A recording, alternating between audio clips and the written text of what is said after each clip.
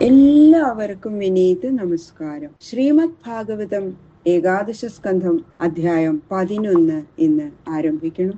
ഉദ്ധവന്റെ ചോദ്യത്തിന് ഭഗവാൻ മറുപടി പറയുന്നു. വേഷം, ഭാഷ, ആഹാരം ഇതുകളെ കൊണ്ടൊന്നും ബദ്ധനെയും മുക്തനെയും വേർതിരിച്ചറിയാൻ സാധ്യമല്ല ഉദ്ധവ. ദേഹത്തിലിരിക്കണുണ്ട് എങ്കിലും ദേഹത്തിലും കർമ്മത്തിലും ബന്ധമില്ലാത്തവര് മുക്തനാണ്. ദേഹം താനെന്നും ശരീരം കൊണ്ട് ചെയ്യുന്നതെല്ലാം താൻ ചെയ്യുന്നുവെന്നും അഭിമാനിക്കുന്നവൻ ബദ്ധനുമാണ്. കൊട്ടത്തേങ്ങ ചിരട്ടയ്ക്കുള്ളിരിക്കുന്നുണ്ടെങ്കിലും ചിരട്ടയുമായിട്ട് ഒരു ബന്ധമില്ലല്ലോ. പച്ച തേങ്ങയാണെങ്കിലോ ചിരട്ടയായിട്ട് ഒട്ടിപ്പിടിച്ച് ഒന്നായിട്ടിരിക്കും.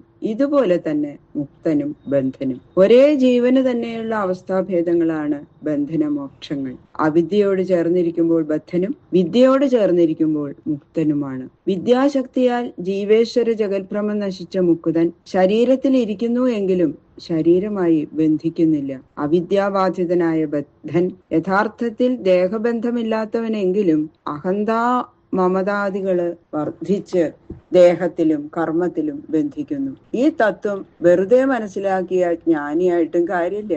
അനുഭവപ്പെടണമെങ്കിൽ ഭഗവാനെ ഭജിക്കുക തന്നെ വേണം. മച്ചിപ്പശുവിനെയും പരപുരുഷനെ സ്നേഹിക്കുന്ന ഭാര്യയെയും പോറ്റുന്നത് പോലെയാണ് ഭഗവാനെ അറിഞ്ഞ് ഭജിക്കാത്ത ജ്ഞാനവും. അങ്ങനെയുള്ളവര് ദുഃഖിതന്മാരിലും ദുഃഖിതനാണ്. ഭഗവാനെ അറിയാത്ത ജ്ഞാനവും ഭജിക്കാത്ത ദേഹവും ഭഗവത് കഥ പാടാത്ത നാവും കേവലം ദുഃഖത്തെ മാത്രമേ തരുള്ളൂ. അതുകൊണ്ട് വിഷയാശകൾ നശിച്ച് ദേഹബന്ധം വിട്ട് പരമാനന്ദ പ്രാപ്തിക്ക് ഏറ്റവും എളുപ്പമായ വഴി കഥാശ്രവണ നാമകീർത്തനാദികൾ ചെയ്ത് ഭഗവത് ഭക്തി വർദ്ധിപ്പിക്കുകയാണ്. ഇതിനെ പ്രായോഗികമാക്കുവാൻ ഏറ്റവും നല്ലത് സത്സംഗം തന്നെ. കത്തുന്ന ദിക്കിൽ നിന്നും തീ കൊളുത്തിയെടുക്കാൻ എളുപ്പമുള്ളതുപോലെ ഭക്തന്മാരിൽ നിന്നും ഭക്തിയെയും എളുപ്പത്തിൽ പകർത്താൻ സാധിക്കും. വളരെ കാലത്തെ നിരന്തര പരിശ്രമം കൊണ്ട് ഉണ്ടാവാൻ പ്രയാസമുള്ള ഭക്തി സത്സംഗത്താൽ നിഷ്പ്രയാസം ഉണ്ടാകും. ഇത് കേട്ടിട്ട് ഉദ്ധവൻ ചോദിച്ചു. ഉദ്ധവന്റെ മൂന്നാമത്തെ ചോദ്യം, സജ്ജനങ്ങളുടെ ലക്ഷണം പറഞ്ഞു തരണേ ഭഗവാനെ. അപ്പോ ഭഗവാൻ ഉപദേശിച്ചു.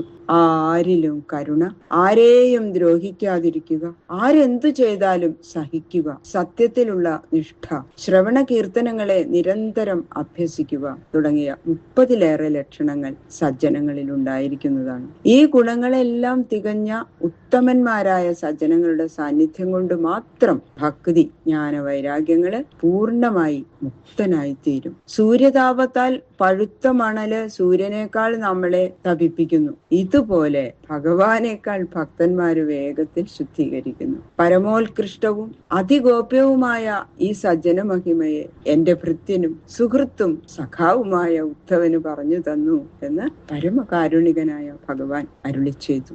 അഥ ശ്രീമദ് ഭാഗവത ഏകാദശ സ്കന്ധ ഏകാദശോധ്യായ. കൃഷ്ണായ വാസുദേവായ ഹരയേ പരമാത്മനെ പ്രണതക്ലേശനാശായ ഗോവിന്ദായ നമോ നമഃ. നാരായണം നമസ്കൃത്യ നരം ചൈവ നരോത്തമം ദേവീം സരസ്വതീം വ്യാസം തതോ ജയമുദീരയേൽ. മൂകം കരോതി വാചാലം പങ്കും ലംഘയതേ ഗിരിം യൽകൃപാതമഹം വന്ദേ പരമാനന്ദമാധവം.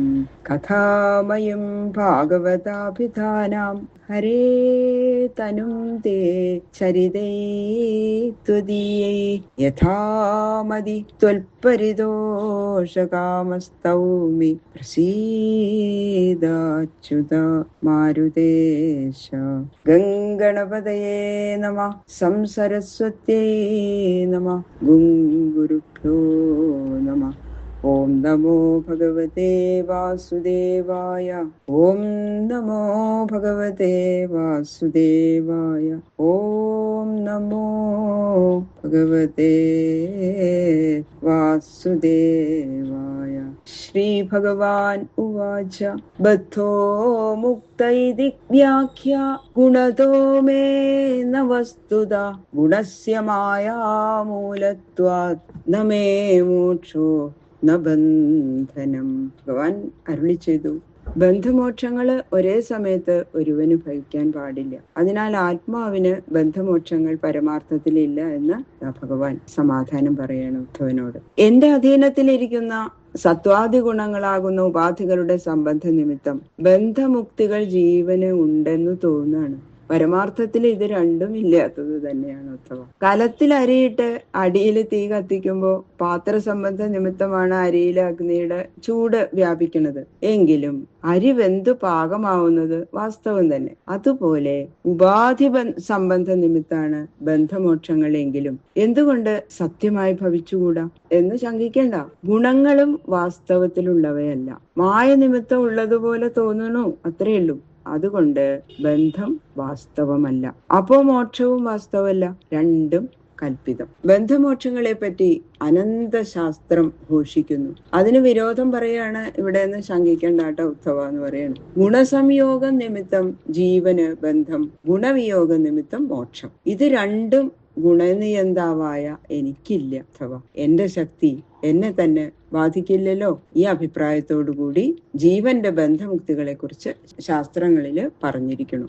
ശോകമോഹൗ സുഖം ദുഃഖം ദേഹോൽപത്തിശ്ച മായയാ സ്വപ്നോ യഥാത്മനഖ്യാതി സംസൃതിർന്നതു വാസ്തവി. അങ്ങനെ മുകളിൽ പറഞ്ഞ പോലെ ബന്ധവും മുക്തിയും ഒരാൾക്ക് തന്നെ ആവാം എന്നതിന് ഉദാഹരണം പറയാണ്. ഓരോ വിഷയങ്ങളെ കുറിച്ചുള്ള അറിവ് ബുദ്ധിയിൽ ഇരിപ്പുണ്ട്. അതത് വിഷയങ്ങളുടെ ആകൃതി പരിണാമം ബുദ്ധിക്ക് സിദ്ധിക്കുമ്പോൾ സ്വപ്നം കാണപ്പെടുന്നു. ബുദ്ധിയിൽ നിന്ന് ഭിന്നങ്ങളായിട്ട് യാതൊരു പദാർത്ഥങ്ങളും സ്വപ്നത്തിലുണ്ടായിട്ടില്ല. ഇതുപോലെ ശോകം, മോഹം, ദുഃഖം, ദേഹപ്രാപ്തി ഇതെല്ലാം മായ കൊണ്ടുണ്ടാകുന്നു. മായാഗുണങ്ങളുടെ പരിണാമം അന്ധകരണം, ശോകമോഹാദികള് അന്ധകരണ ധർമ്മങ്ങൾ. ജീവാത്മാവ് അന്ധകരണാഭിമാനമായിട്ട് അതിന്റെ ധർമ്മങ്ങളെ തന്റെ ധർമ്മങ്ങളായിട്ട് ഗണിക്കുന്നു.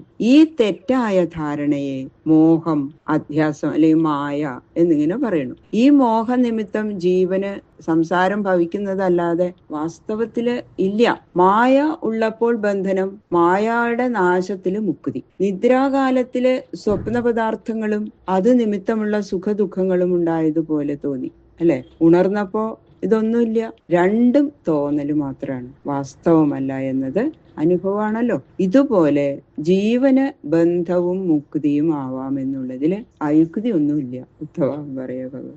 വിദ്യാ വിദ്യേ മമ തനു വിദ്യുദ്ധവ ശരീരിണാം മോക്ഷബന്ധകരീ ആദ്യേ മായയാ മേ വിനിർമ്മിതേ.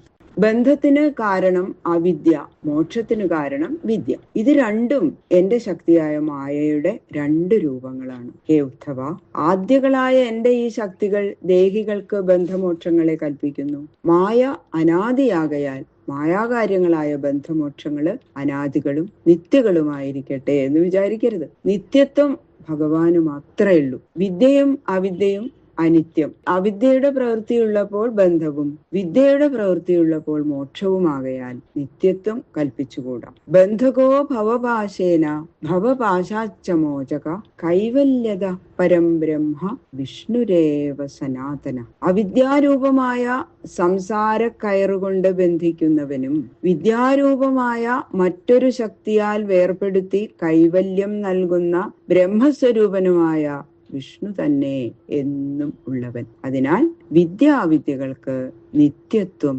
സമ്മതമല്ല. ബാക്കിയുള്ള ശ്ലോകങ്ങള് നാളെ നോക്കാം. സർവത്ര ഗോവിന്ദനാമ സങ്കീർത്തനം. ഗോവിന്ദ ഗോവിന്ദ ഗോവിന്ദ.